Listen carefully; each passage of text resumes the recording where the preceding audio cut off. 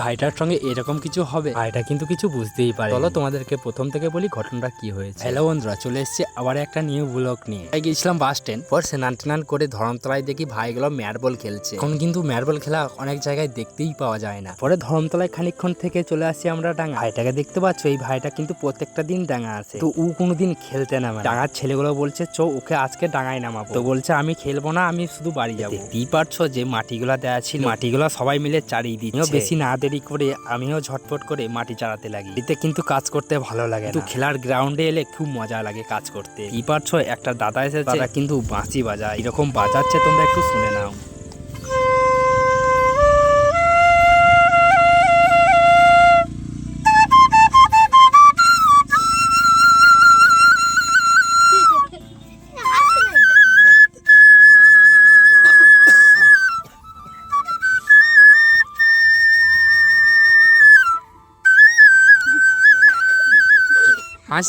আজকের মতন ভিডিও এই পর্যন্তই ছিল, আর দেখা হচ্ছে কাল নতুন কোনো ভিডিওতে।